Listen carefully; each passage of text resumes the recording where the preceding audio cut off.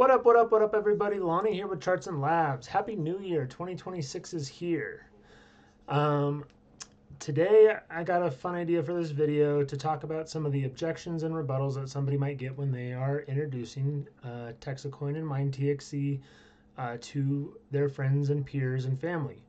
A lot of things that are presented like this that come with speculation are often met with objection. And skepticism is okay. It's healthy when you don't know something to ask questions about it. And if you're bringing this opportunity to somebody, it is worth having some familiarity so that you can share. The more familiar and more confident you are, the more comfortable they are going to be listening and hearing and entertaining the idea. So start the same way I do, and make sure you let them know. I mean, if you're a financial advisor, you have more rights and abilities to suggest these types of things. But for most people, let them know, hey, I'm not a financial advisor, I'm not a financial guru, but this is a great opportunity that I see, and I want to share it with you. I would hate for you to miss out on something if this became as big as it potentially could be. There's no guarantees in these things, but with risk comes reward, and that's kind of the tone you want to set as you're getting ready to tell them. And one of the first things you're going to get from a lot of people is the unfamiliarity with crypto. Even though Bitcoin's been around for 15 plus years, there's plenty of people who have no idea what's going on with crypto and what it is or what it does or how it exists. And that fear is not because it's a scary boogeyman, but because there's some unfamiliarity with it. And people actually have a lot more familiarity with crypto than they think. Back in the day, we were using golden doubloons, and then we progressed into cash and paper currency, and then we progressed into debit cards and plastic transactions, instantly using money in fractional amounts. And then we even went digital with that in like forms of like Venmo and Apple Pay.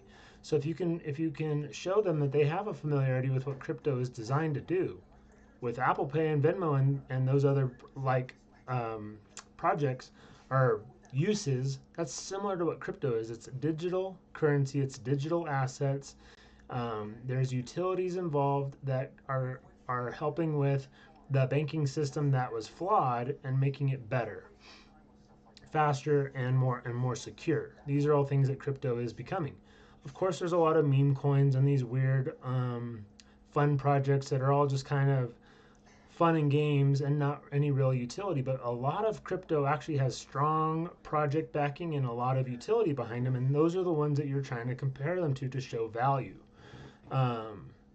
So they don't, just because they don't understand crypto in the direct term of crypto and how it is, they probably really do have a better familiarity with it than they think. And then you're going to get a lot of people who are going to see that there's a lot of scam talk. Anything that's new presents itself as a scam. And again, everybody's fear is losing their money or getting taken advantage of, and they don't want to lose that way. So, and then you hear a lot of people, even some very big name investors, talk about crypto as being a Ponzi. Bitcoin has been around for 15 plus years and is still called a Ponzi. So of course you're going to hear that noise for all cryptocurrencies, especially new ones like TXC and Mine TXC and Texacoin. So you have to address that as it's like, yeah, you know what? It is new and a lot of people don't like it, but that's FUD. People are creating the fear. And the longer something becomes a stable project, that the fear and uncertainty of it being real and authentic goes away. And with Mine TXC and Texacoin, you're seeing the mine being built. Me personally, I have an actual connection that my dad is in Texas, helping the process of building and setting up these mines. So I have a little bit more familiarity than somebody who's in a different state or different country or who doesn't know. Because I can ask and like, oh hey, did everything get plugged in today? Yeah, went great, and I can hear positive feedback instantly.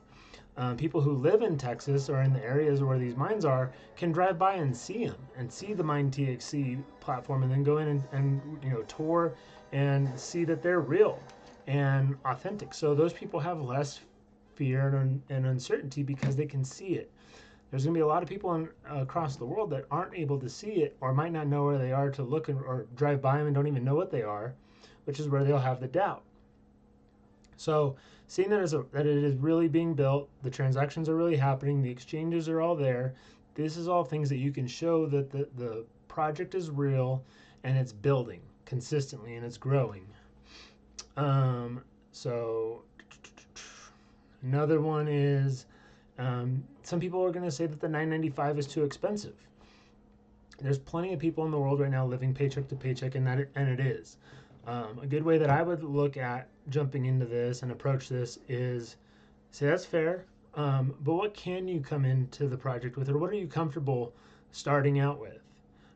By getting somebody to take, whether it be $50, $100, $300, take them to the exchanges and have them buy the coin direct. Um, and then they'll have an ownership of it, and they'll have the connection to it. That it immediately removes that uncertainty and doubt of it being real because they have it and it shows that. Then they can decide as they follow along and they see the price move. Maybe they ask you some more questions and they're hearing about the mine being built, or layer two gets a new project comes on layer two, or the first, depending on when you are presenting this and when they hear about it. That is a utility that is coming that is going to create the demand on the network to show again how valid and how real this project is. That's going to bring value up down the road, but until it happens, we're speculating that it's going to happen and we're hoping that it will. So there's more risk, there's more reward by getting in earlier. As we get down the road, the value is going to go up. There's going to be less speculation in it and more utility that's already been established. So there's going to be less reward down the road, but that gives less uncertainty. So, but if you get people in on the exchange and they have that ownership, they could either use that one to build up. Because imagine if they do $250 every payday, and after a month, all of a sudden they have the $1,000 and they have a couple coins. Oh wow, crazy! It went up 20-30% also. So now they have $1,200, and they're getting that mining seat almost at a discount. It's cheaper now because they actually made some money while they were holding the coins or accumulating the coins, and now they're able to get that seat at a discount. And they're already excited because they already have some ownership to it. So then when they're getting that smaller distribution than what people were getting back here, they already have a little bit of a wallet built up. So that way they can see the project and have some connection to it right away. That's something that I would do is have them go into the exchange and just start small with what they can. And then we can jump into the next topic being the FUD that's going around. FUD is the fear, uncertainty, and doubt. Anytime there is downtrend, there are FUD gets loud. When a project is being successful, nobody's going to speak negatively against it because they'll look kind of foolish. But as soon as something's going down, it's easy to be negative about it. And there's two types of FUD people that are on social media and posting. One group has zero connection to the project and no skin in the game, and they solely have an ego that they want to say, I told you so. They're not really trying to save everybody like they claim. They just want to be able to say, I told you so if something goes wrong. And those people are quickly silenced as soon as a project is successful and gets adopted. And then when it does get accepted and get adopted and things progress and get bigger, instead of saying, I told you so, now they have to eat crow. And they typically say, oh, well, you got lucky. And those are just people who have no reason or rhyme or reason for being how they're being. They just want to be. A lot of it is ego driven. The other type comes from paid shills. And there's actually two types of these. There are people who are actually positive about the project, and maybe they think that the price ran up without them, and they're like, I really wanted to get into that, but I wasn't ready. Let's bash it and get the price to come back down to where it's a better price for me to come in, and then they'll either switch accounts, delete that fake account, or they'll change their tune and be like, oh yeah, layer 2 came and now it's really exciting.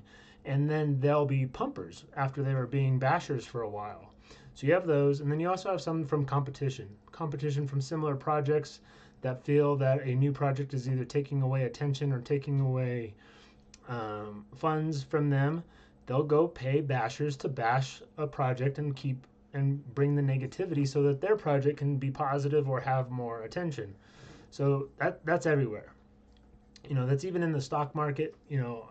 Intel is one of the biggest computer component makers, and there's actually rumors and speculation that Taiwan Semiconductor, who's one of the other three foundries that makes the AI chips, Taiwan Semiconductor is linked, rumored, speculated to be responsible for a lot of the FUD that's been bashing Intel, that Intel was going to go bankrupt.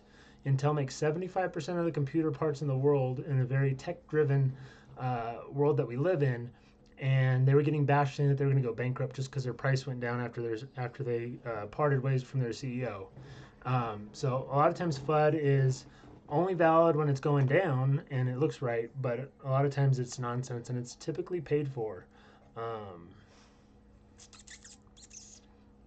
so to kind of circle back to that buying the coin uh, versus the mining seat and the differences and stuff, it's kind of a why not both. You're going to get some people who are going to say, oh, the mine is too slow.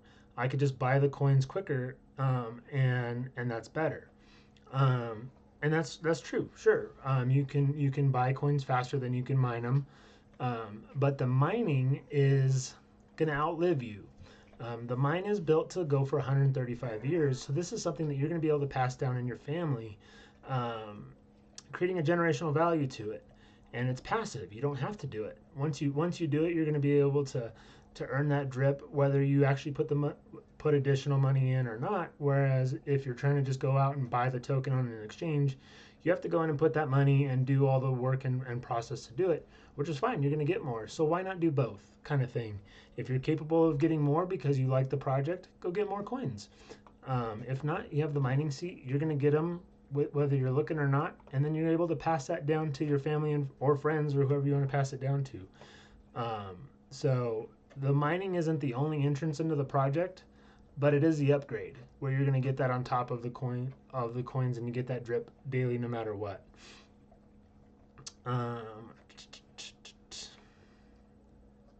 So you'll see some people who might look into the project or already have a little bit of familiarity, or maybe they were following it for a while, and what they're going to say is, oh well, I don't get as many coins as you did, or as before. That's not fair. I missed out.